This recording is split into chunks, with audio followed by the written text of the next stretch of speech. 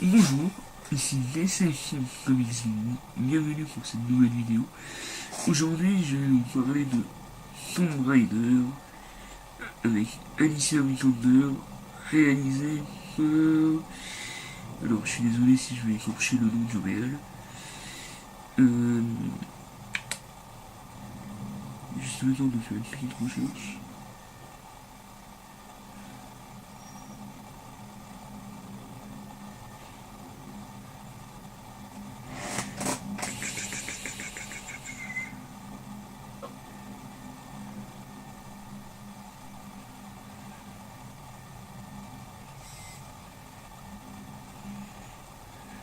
Voilà. Alors, Tomb Raider, donc réalisé par Howard Hutog. C'est avec Alicia Vikander, Dominic West, Walton Goggins, Daniel Wu, Christine Scott Thomas, et on retrouve le casting principal. Donc, que raconte cette histoire de Tomb Raider en version 2018 au niveau cinématographique? Ben, tout simplement, je vais vous lire le résumé de Luciné, si je me trouve. Donc voilà, donc c'est Lara Croft qui a 21 ans. Elle n'a ni projet, ni ambition dans la vie. Elle est fille d'un explorateur excentrique porté disparu depuis 7 ans.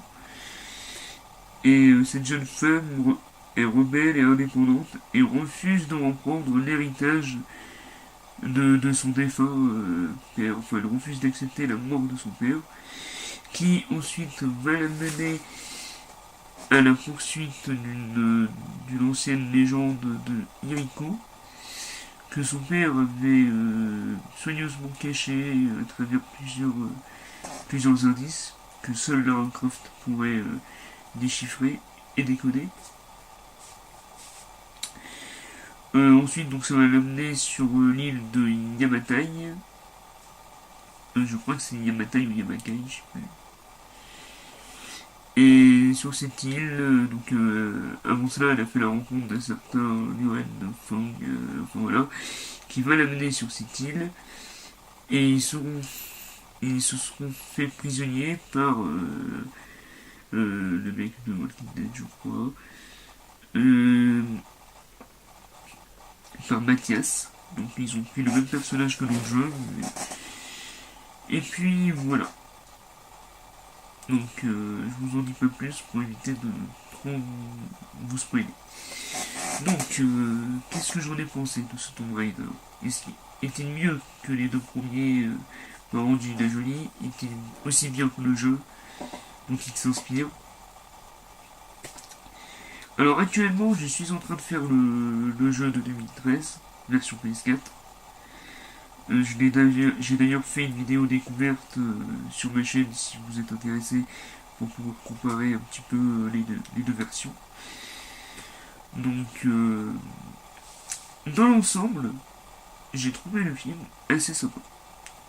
Je l'ai trouvé sympa, divertissant. J'ai pas vu les 2 heures moins le quart passer. Cela étant, je trouve que le film c'est un peu mal orienté, dans le sens où le film, on peut dire qu'il est en deux parties. Il y a la partie présentation du personnage, de la protagoniste, qui dure à peu près une vingtaine de minutes, une demi-heure, à Londres. On voit comment elle s'entraîne, on voit quelques trucs qui vont lui servir pour la suite, bien sûr. Mais je trouve que toute cette séquence, en fait, aurait pu durer facilement 10 minutes et passer direct dans le vif du sujet. Parce que je trouve que l'île, on n'est pas assez sur l'île. Et c'est ça un petit peu le problème. C'est un peu le problème parce que dans le jeu, tout le jeu se passe sur l'île. Et c'est vraiment un jeu de survie. Elle est toute seule, elle doit retrouver son équipage, elle doit retrouver sa soeur. Je crois que c'était sa soeur ou sa meilleure amie, je crois. Sam. Et qui, dans le jeu, était la réincarnation de Yuriko, enfin, dans le délire de Mathias. Et justement, déjà dans le film, on enlève tout le côté équipage. Donc c'est... En fait, c'est ça le truc. Ils ont gardé le fond du jeu, mais ils ont changé la forme. Donc ça m'avait surpris. Je pensais pas qu'ils allaient enlever tout l'équipage. Surtout que dans le jeu, il y avait quand même une belle trame, hein, une belle trame narrative, de belles cinématiques.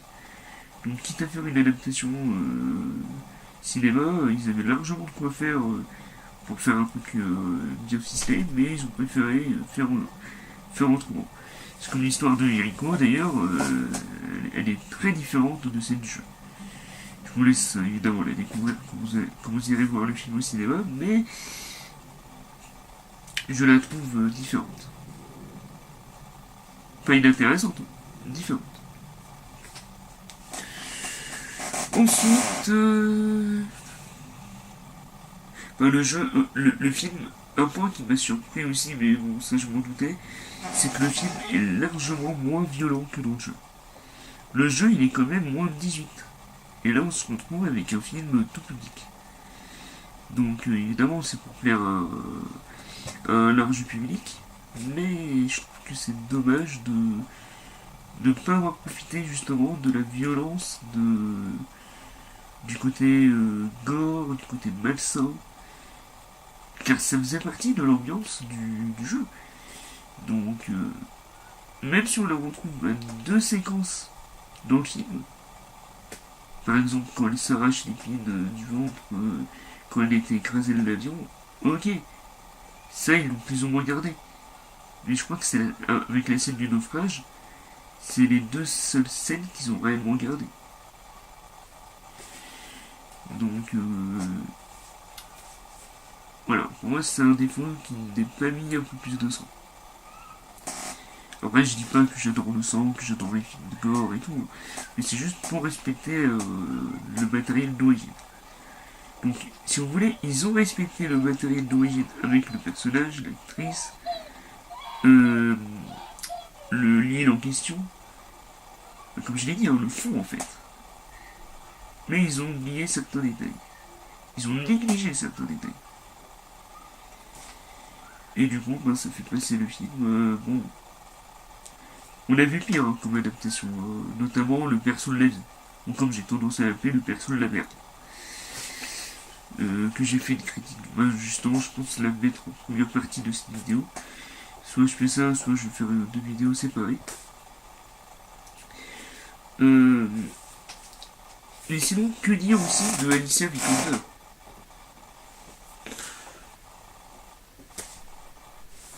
Je tiens à la féliciter. Honnêtement, je tiens à la féliciter. C'est pas facile, Lara Croft n'est sûrement pas un rôle facile à jouer au cinéma. Et je trouve qu'elle arrive à l'incarner brillamment. Honnêtement, pour moi, je retrouve vraiment le personnage du nouveau jeu. Donc, oui, j'ai été agréablement surpris de son interprétation. Et j'espère la revoir pour un second film. Car si vous restez... Bon, après, la scène, elle est pas juste à la fin du générique, elle est vraiment au début du générique. Mais si vous restez jusque-là, il y a un gros clin d'œil à la vraie Lara Croft du jeu vidéo. Voilà, j'en dis pas plus. Mais du coup, c'est vraiment sympa. Et il me semble aussi qu'il y a Nick Frost dans le film, qui joue un petit peu celui qui revend, qui achète les objets antiques, enfin voilà, ce genre de choses. Et d'ailleurs, oui, un détail que je viens de me rendre compte quand j'ai fait le jeu, quand j'ai continué à faire le jeu un peu plus tard qu'hier soir, on retrouve bien l'amulette qu'elle a autour du cou dans le jeu. Donc, elle l'a dans le film. Qu'elle arrive à revendre pour 8000 pour 8000 quelque chose. Donc, c'est sympa, il y a de belles chorégraphies de combat, je trouve. La gestuelle de Lara Croft est assez bien respectée. La mise en scène est sympa, mais ma scène préférée reste la scène du naufrage qui est vraiment bien respectée, qui n'est pas courte. Elle doit durer quand même au moins 5 minutes, je pense. Ou un peu moins de 5 minutes. Non, ça va. Après, moi, ce que j'ai un petit peu été surpris, c'est. Là, je sais pas si je vais en parler parce que c'est un guise de spoiler.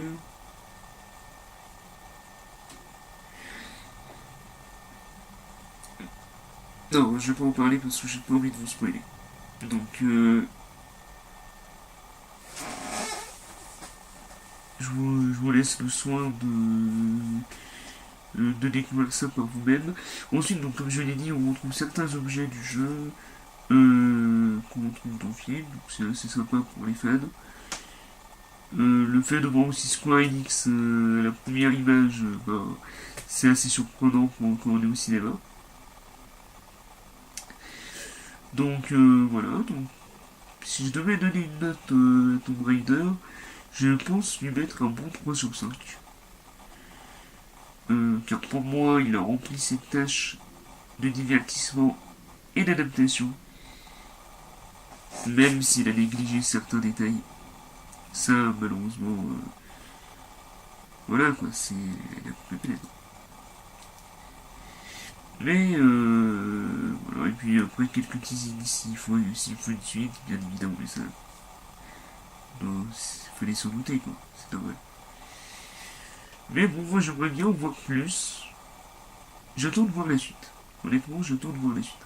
Ah oui, et par rapport à Mathias aussi, je l'ai trouvé bien, mais il aurait pu être encore plus salopard, je trouve. Donc voilà.